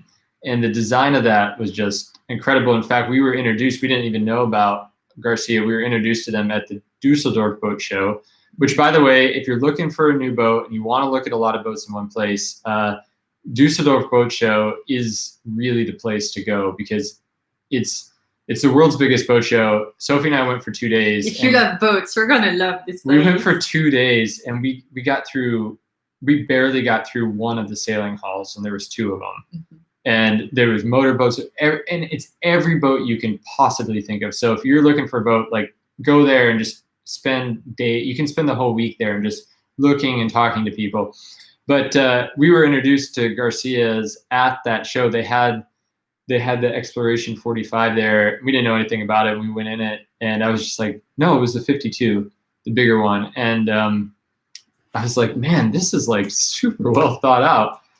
And the thing I love now is that they are making an exploration catamaran out of aluminum. It's well outside of our budget, but just the dreaminess and the thought of it, I think it's. If we had millions of dollars, it's a big boat. It'd be a big boat for us, a 52-foot. But like the design of that and the thought of that is also, I think, really good. So yeah, I love the Garcias. If I could afford one, I would buy one. But okay, we got a good comment from ACM. Aluminium is so strong but so scary, as when it breaks, it just snaps. Does it not? So like there are limitations with aluminium. There's limitations with everything, I guess. I mean, the big issue is electrolysis with the boat, and to highlight like how scary that can be, our windlass broke. It didn't just break; it like disintegrated a couple months ago when we got to St. Martin, and that the gearbox in it had completely crumbled, and that gearbox was made of aluminium. And the reason that happened was because of electrolysis. So there was a short or bad connection, and there was essentially the aluminum was acting as an anoid and was self-destructing itself. And when I went under there to remove that, it was just like sand. The whole block was just like sand. It was just crumbling. And in theory, that could happen to segments of your aluminum boat if it's not grounded correctly and not insulated correctly. So that's a limitation of it. It's something that concerns me a little bit, but there's lots of these boats out there, and there's ways to deal with it. So as long as you keep a smart eye, we do know people that have them, and they require people to empty their pockets before they get on the boat. So they put all their loose change in a little bucket so it doesn't fall down, so they don't have dissimilar metals on. So yes, yeah. Kyle Duran gives us a precision that electrolysis and galvanic corrosion. That's what happens.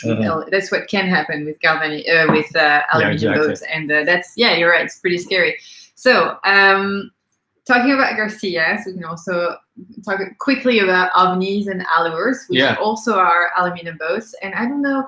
I think that what Garcia did with the comfort inside of the boat. I don't think that ovni is quite there yet. And I feel that the Allure, they're great boats. Don't get me wrong. If I could sail an ovni tomorrow, I would probably go for that. And Allures are, the Benneteaus of oysters, if you know what I mean. Like Allure it's the same company. It's the same company, yeah. Garcia. It's just a little bit cheaper version. And they're still really Garcia. nice. They're still really nice, yeah. And I think there's another company, Borelia. Yes, that's right. That also makes a little bit cheaper aluminium boat. Yeah. But good boats. But I think on that note, and someone might ask this question, or maybe we answered it, was would we buy a Benneteau again? I think, of course, we would. Yes. But it could be that we're just moving to a different phase in our sailing, and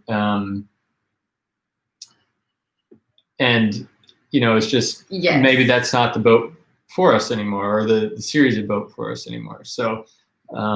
We've sailed the Benneteau, we feel like we've been there, done that, and I think that in the future we want to go in a different direction, and I think that this direction is either going to be a much more robust and adventurous boat like a Garcia or an aluminum boat, so that we can go a little higher or a little more southern latitude, or we go full bone comfort and get a catamaran, which has been a very tempting option lately. Or we do both and buy the Garcia catamaran. Yes.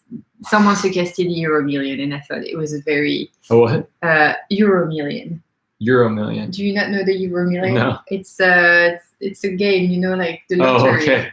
I have a tris in my pocket. Yeah. It's like those scraps games. Okay. Let's continue. Someone asked oysters, Dutch Globetrotters. I like oysters. We have some good friends with what is it, 65, Oyster 65. Mm-hmm. They're really nice, but again, way outside of our budget. And again, I think, so in my opinion, all the production boats pretty good. You're going to get a different feel for every one. We've heard some of the German ones sail quite a bit differently than the French ones.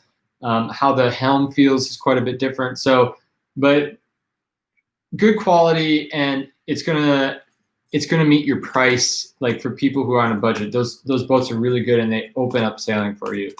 And then as you get up higher, you're gonna get into more niche things. But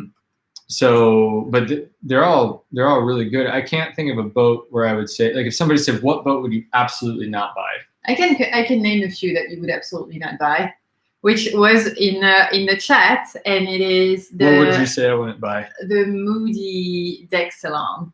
I mean, I like the boat, but I don't think I would buy it for my. I really like that boat. I really like it, but I don't think I would like sailing it. I like the little older Moody's, the ones from the 90s and early 2000s. But we saw the new Moody at the Düsseldorf Boat Show, and I think it was either a 45 or a 50. I think it was a 45. It was so cool. It was such a cool boat. One boat I wouldn't buy is a Bali catamaran. Yes.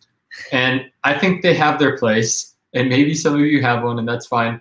But I think that some of the newer catamarans, the boom is so high in the air. It's so ridiculously high, and the sails are so small that it's not made for the type of sailing. It's a sailboat that you have just so you say it's a sailboat, but you don't actually say it quite a lot. But to be fair to the Bali, so the mainsail is really small, but when you buy that type of boat, you do a lot of downwind sailing, and so you don't really need the main that much. Yeah. So I understand the concept behind the Bali, and the Bali is extremely comfortable. It is when you stand in the galley or in the salon, you can fully open up the back of the boat to the ocean or to your anchorage, which makes it it's a great living space. So I see your point with the Bali, but I still think that it's for living a life on anchor. It's all right. Sophie really likes cushions. Yeah. So naiads. I saw something about naiads. Okay, so I think the older naiads are great. I don't even know the status of naiad. I think that's Albert Rassi about naiad, but I'm not sure. So I could be mistaken. A lot of times you'll find older boats that were great cruising boats, and if you look at the history of the company, maybe that company's gone bankrupt or they've been bought out, and then the newer boats get a bad reputation. So sometimes it's worth going through some of those boats. Naiads would be one. So a lot of Swedes that are circumnavigating actually have naiads, and the older ones are really great, but the new ones, if there are even new ones, I don't even know. Maybe do your research in a little bit. And I only say that because of the stability of the company. If you buy a new boat and you spend the money on that, you want to know that the company is going to be around to support you through that period when you first have the boat. With the older boats, it's sometimes even hard to find parts, so it doesn't matter. But that's the only reason I say that. So yes. All right. Here is a reversed question. I think it's a very good one. But someone asked if we had $10,000, only $10,000. If we had $10,000 with our purchased boat, what item would you buy? Oh, I think that's the question we answered a little earlier. No, but not specifically like that. I think like what would be. It's a bit of a 180. Well, yeah, but what would we put on that new boat? That's a good question. It depends because, if we bought a new boat and we bought all the options with it, maybe we don't need to put anything on it. But if it was just bare bone boat, I think the best thing we did to Polar Seal this last year, which we'll talk about in one of the upcoming tech videos, was putting the arch on the boat, which reminds me, I'll talk about the arch in a second. putting the arch on the boat with the solar panels, the lithium batteries, and the water maker. That combination all supported itself, and it changed the entire atmosphere on the boat and how we were able to live. So I think you could do that for about 10,000-ish if you did a lot of the work yourself and did a lot of DIYing. The lithium batteries might be hard, but there's some ways around that. So that's what I think I would do. Mm-hmm. But on the note of davits, which is something I didn't have on my notes, davits are something that I think is important to think about with your boat too, and it's about how your car, aka your dinghy, is transported with your boat. So the first few years with Polar Seal, we either deflated the dinghy or we put it on the roof, or on the top of the boat. I hate sailing with the dinghy because I'm always worried I'm going to lose it, or it's going to flip over, or it's just there's going to be a problem that's caused because we're towing it. So I never towed it. So the option was to deflate it, which was a big process, or to put it on the top of the boat. But that caused problems when we were sailing, because if we tacked, the lines sometimes would get all tangled up in the dinghy and there's no room to walk or maneuver up there. So we hated it. Putting the davits on the back of the boat allowed us to sail, do short hops. We still never sail. We've done like one overnight with the dinghy back there, but we knew the conditions were going to be very calm. But we typically, for longer passages, still deflate the dinghy. But just to hop, do island hop or anchorage hops, you just lift the dinghy, off you go, super easy. And then at night, it's also a security thing. You can lift the dinghy up. You don't have to worry about if someone's going to steal your dinghy. It's going to make a whole bunch of ruckus while they're cutting it off and things. You're going to hear it, as opposed to if you're just leaving your dinghy hanging off the back, tied with the painter, where somebody just snips it and takes off with it, which can happen. So davits are, for the cruising boat, something important to either make sure it has, or when you're looking at it, to see if there's going to be an easy way to install it. And for us, that was just all part of that whole system I just described. Yeah, I see that in the chat, a lot of people are talking about the serious yachts, and we actually don't know those boats at all. No. So it's send me a link. Also, I love that question. Kyle asked, what do you think about the boats that have a lot of teak and wood to maintain, and weighing that with the aesthetic of classic boats? When you live on your boat and you have teak just becomes a pain in the beep. Yeah. No, I would not do teak again. I'm mixed about teak. I like how it looks. I would love faux teak. I hear it's really hot though. And even the normal teak's really hot on the feet when it's like blasting sun out. So teak's expensive. I don't know, but I do like how it looks. I would stress though, we've seen people with a lot of varnished wood on their boats, and like it looks really good when it's good, but that's work. It requires a lot of upkeep. A lot of work. I would hate to buy a boat that needs varnishing, because that would probably fall on me. Yeah, doing the varnish, and maybe, I don't know, but it's a lot of work. I'm already doing the teak, and I do not enjoy that process at all. All right, we've had a few questions about wind vanes, and there's been opinions expressed in the chat about wind vanes. I'm sure there has, because everybody's got an opinion. Yes. So the concept of a wind vane is really that it's a mechanical device that is an autopilot. So you set it to the angle of the wind, and it's kind of a second rudder in the water, and it will steer the boat for you. They're great on boats. They use no power, and it's a good backup system for any electric autopilot you might have. The problem with wind vanes on newer boats, and people do put wind vanes on newer production boats, but is that they typically attach to the transom of the boat, so the back of the boat they attach to. And a lot of newer production boats, ours isn't quite this way, but it's close. They have retractable swim platforms, so the whole back end of the boat comes down, and it turns into a platform and it comes up. So if you want to have a wind vane on a boat like that, you have to essentially connect the whole thing up before you leave, and then disconnect it before you sail off, or before you drop the swim platform. So on newer boats, I think it's harder to have wind vanes on them. I do think they're a good idea, and we know people that have put them on Oceanus 40s like ours. We did not put it on because of the whole swim platform thing and the fact that we had 2 autopilots. So we felt that that was our redundancy with it. Now, what we lose with that is we don't get that rudder redundancy, which you'd have in a wind vane. And it also, the 2 electric autopilots take power, which the wind vane doesn't.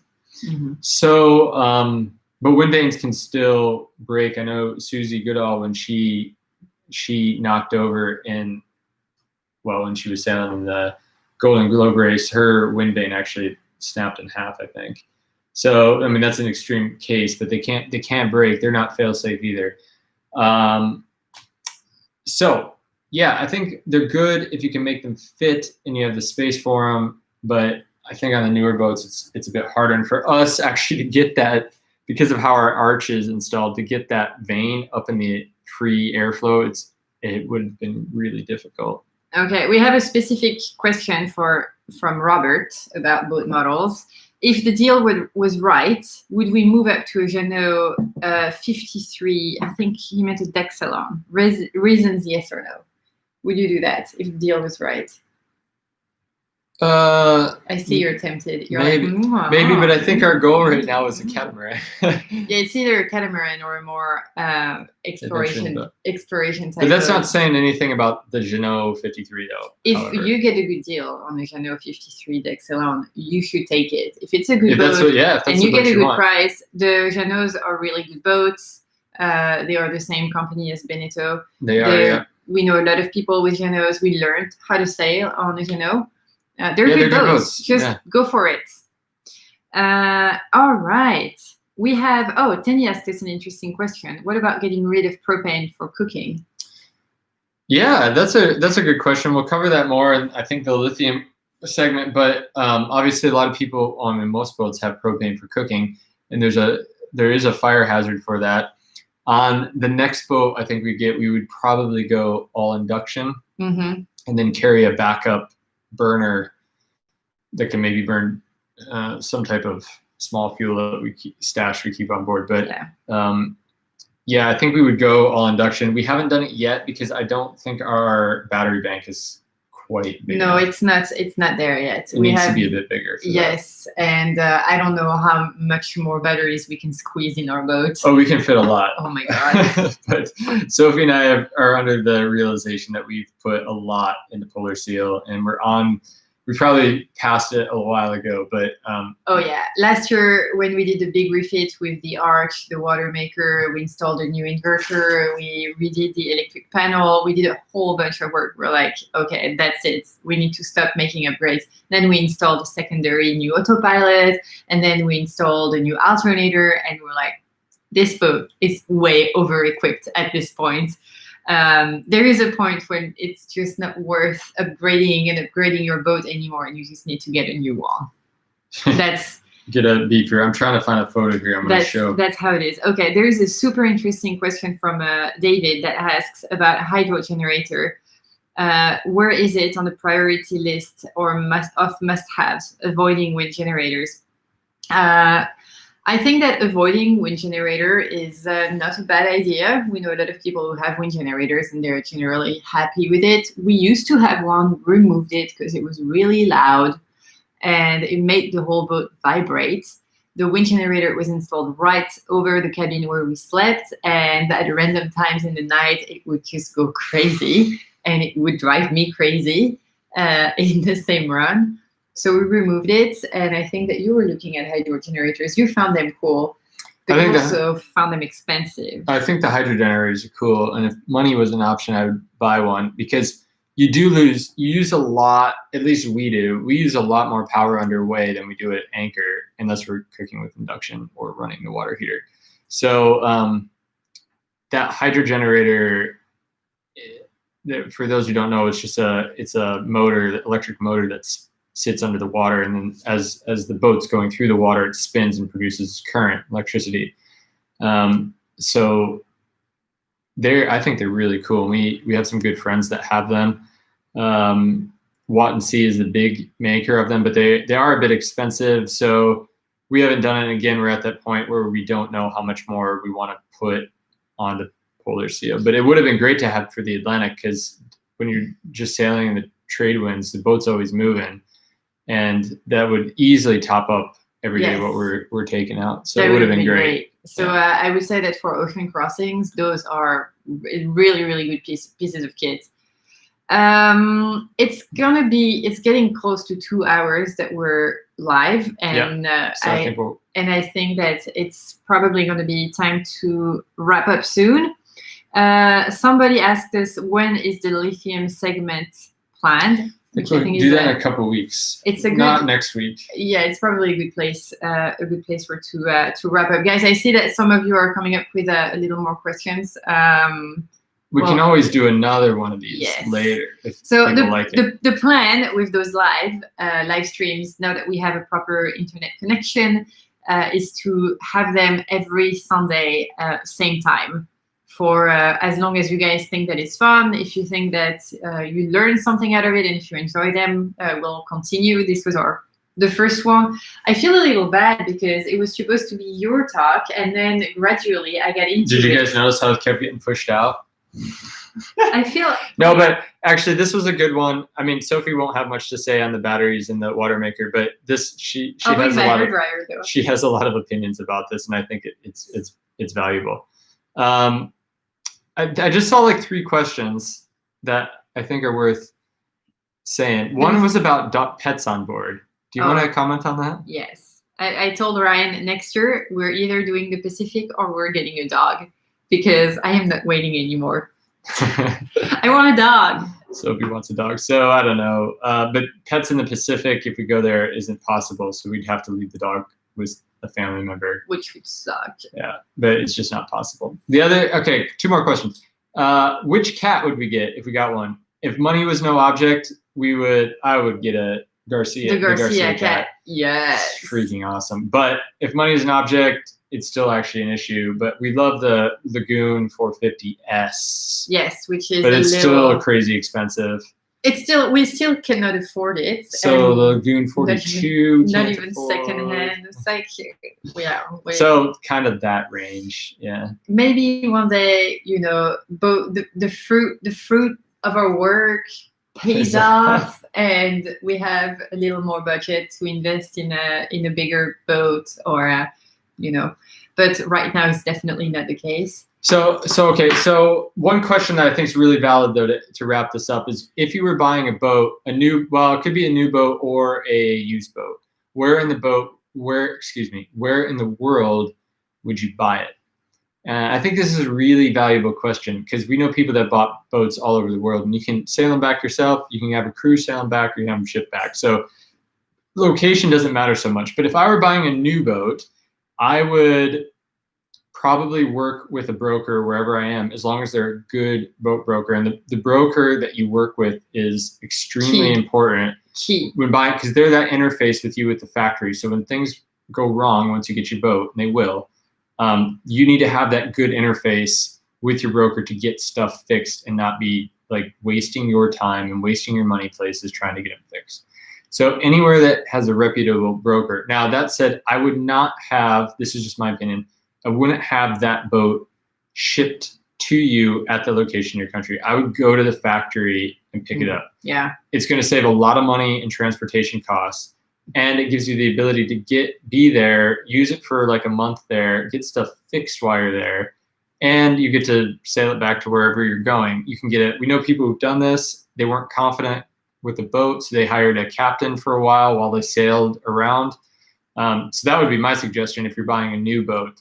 Go to the factory, pick it up there, save yourself the $10,000 or $20,000 transportation costs. If you're buying a used boat, find a boat that you like, and then play the currency game a little bit.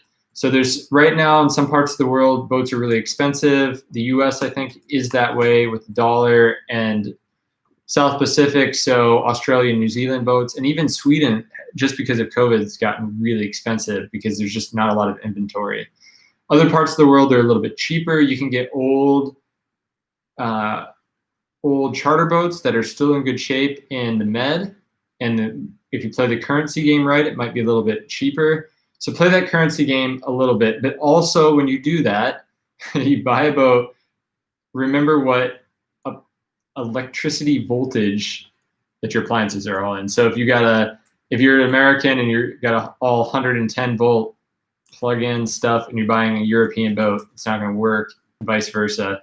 So it's an easy problem to overcome, but you just need to be aware of that so there's no surprises. So I think you can buy it anywhere and just play the currency game a little bit and then get it transported back or transport it back yourself. Mm-hmm. So that's what I think about that. All right. Should we wrap up? Yeah, I know there's a lot of people that asked other questions and we didn't get to them all, but we could be here for hours and hours and hours. So we can do two things.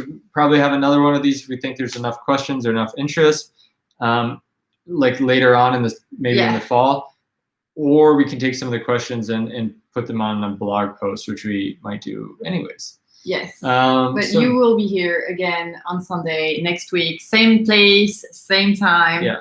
To answer tech questions and hang out. I think next week's going to be on water makers. Water makers. DIY water makers. Yes. So, because that's the next topic. Yes. But one thing that would be, we spent our time to answer your questions, is great. But one thing we could use from you guys is if you have any feedback about what you think might make these technical lives better, I would really appreciate it. So you can either shoot us a mail or leave it in the comment section, the super chat, or in the comment section below the video after you watch it. It'd be super beneficial. We'll have some ideas after that. So next week we might change it a little bit. But we're just playing with the format a little bit and trying to make sure we answer your questions and get the information out in a really good way.